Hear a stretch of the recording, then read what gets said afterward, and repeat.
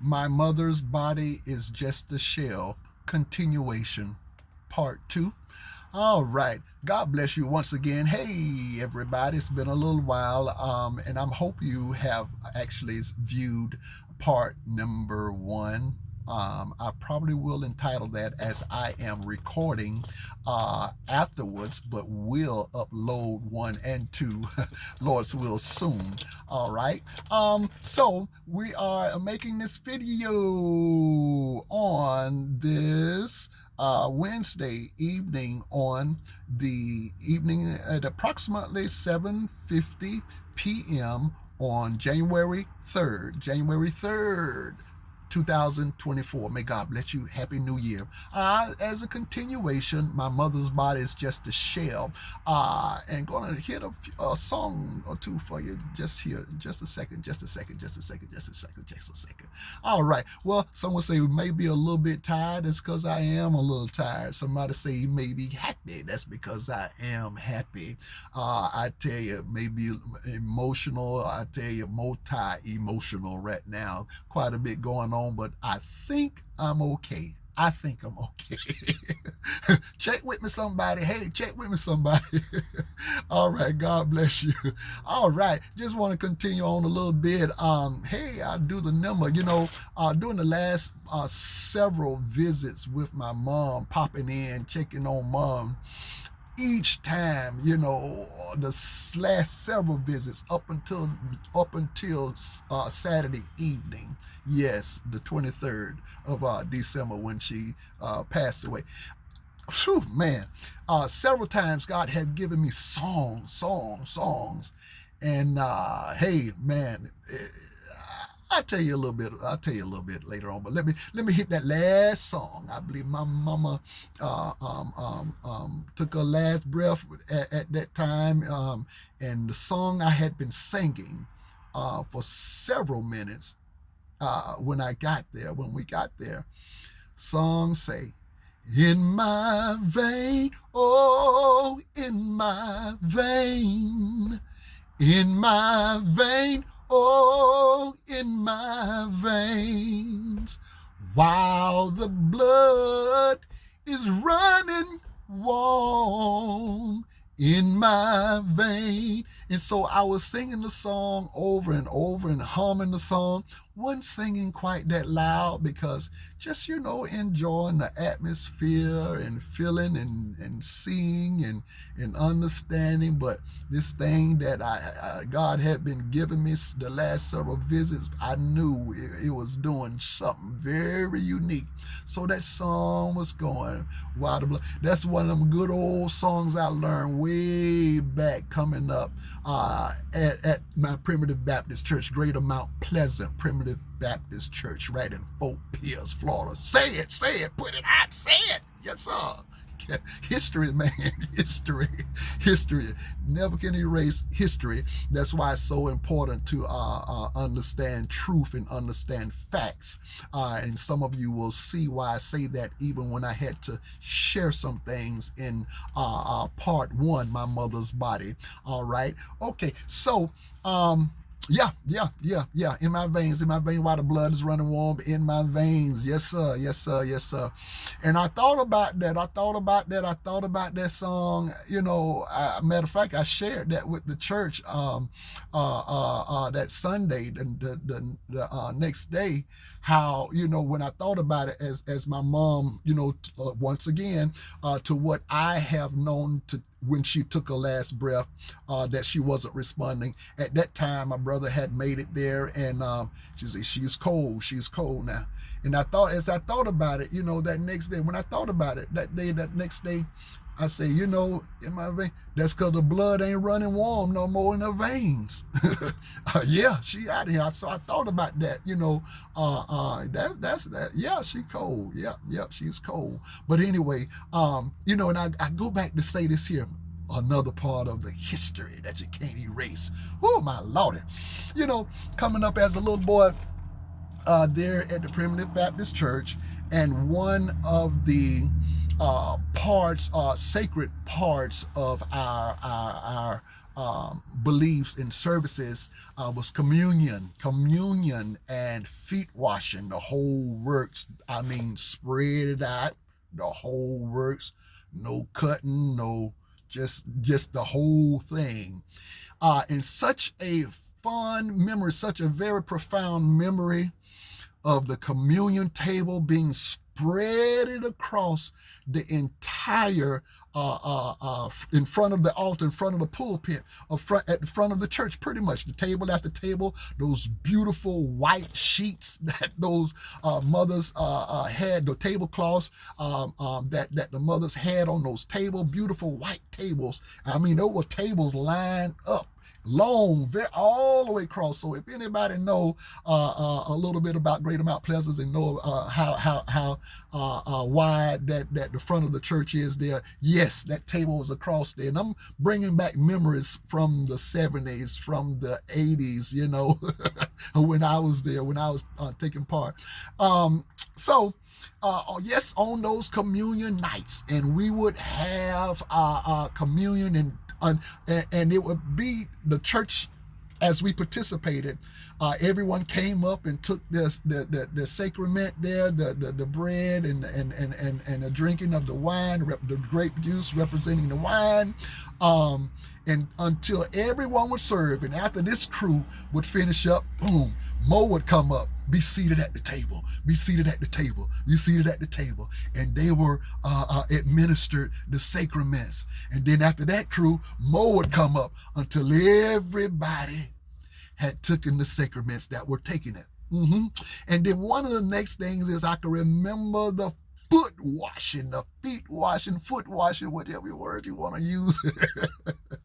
Oh man, what a sacred time. Yes, I remember several of the women, the ladies was up in the choir stands. Some was on the side, some was up near in the pews in the front of the church, and the men and the young men and young boys, we was in the balcony. I remember those days, washing feet. Once again, the whole works. Wasn't nothing cut back, y'all. Wasn't nothing cut back. I mean, the pouring of the water in the tub and getting down on your knees and putting the foot in the water. Coming with the towel. So these sacraments was administered to us by Reverend Kilpatrick, and I thank God for it. So after that, I continue on to say this. Yes. Here we go. After that portion was done with the feet washing, then we would all come back in a line. It'd be a long line coming down the aisle, coming back across the front of the church, and we would shake one another's hand in fellowships with songs like this. This may be the last time. This may be the last time. This may be the last time. Maybe the last time. I don't know. Maybe the last time we pray together. Maybe the last time we sing together. Maybe the last time we commune together. This may be the last time. Maybe the last time, I don't know. So as we marched around, we fellowship, we shook hands, members, every one of us, and I mean, this wasn't no rush thing, and we had quite a few people there that time. And we would fellowship, we would grab hands, shake hands. And I remember as a little boy, there's this one older brother in the Lord. His name, and I'm a child now, Brother Charlie Lyles. Whew.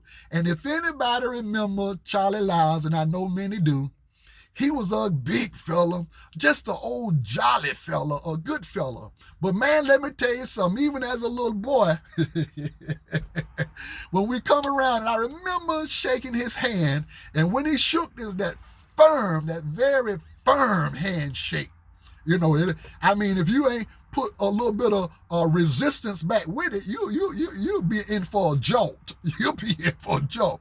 So I remember that even as a little child, that firm handshake.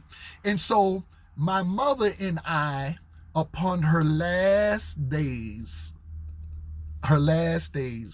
there were many times before I would leave, I would give that right hand, that fellowship.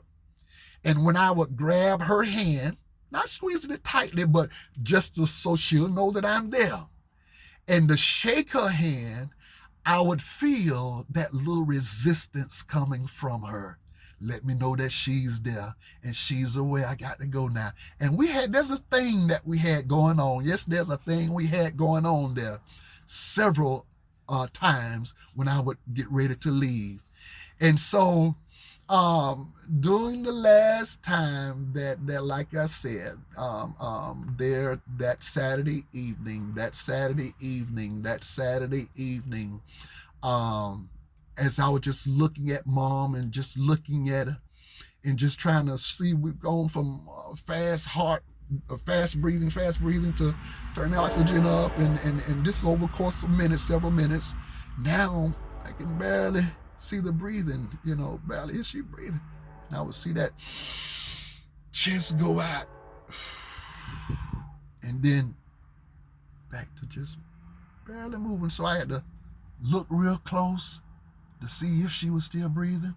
Still saw breathing. Time going, and I would see her again. Just as if you would, yawn. When you yawn, you take a big breath.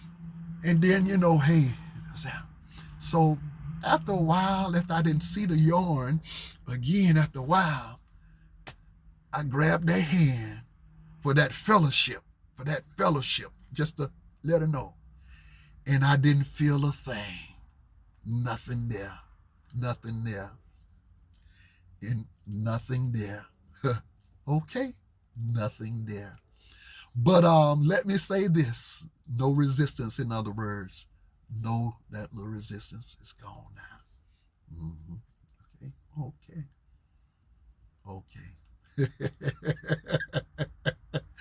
Woo, thank you, Jesus. So, I say all that just to say this. God got a way. He got a timing about everything. Once again, we appreciate what God is doing. Yes, thank God for several of those songs. And a song that God have been giving me lately, I won't sing it. I'll let you go to a video or Spotify or YouTube or wherever you might pull it up. But the song is Never Be Defeated. Never Be Defeated. And the song is by, it's Rich Talbert Jr., Never Be Defeated, featuring Vincent Bohan. I may be saying that name. Sorry if I'm chewing up that last name, but Never Be Defeated. And some of the words are and because God is the greatest power. Ooh, boy, I hear that song ringing. I want to blow it, but I ain't gonna do it right now. And because God is the greatest power, we shall never be defeated. Man. I shall go. I shall be. I shall go. Yeah. In victory. And because God. Ooh, boy, what a powerful song. Once again, I give honor to I believe the original video, the original artist, I believe, Rich Talbert Jr., Never Be Defeated, featuring Vincent and Bohan, if I'm saying that last name correct, I don't know, but a beautiful song. I got the message, and I think a whole lot others got it too. May God bless you. Just want to share this with you. If you haven't checked out part 1, check out part 1. My mother's body is just a shell. Thank God for the life of whom we know, many of us only know as Essie Mae Sessions, born May 25th, 1945, gone on to be with the Lord December 23rd, 2024. May God bless you. Gotta go. Thank you. Take care.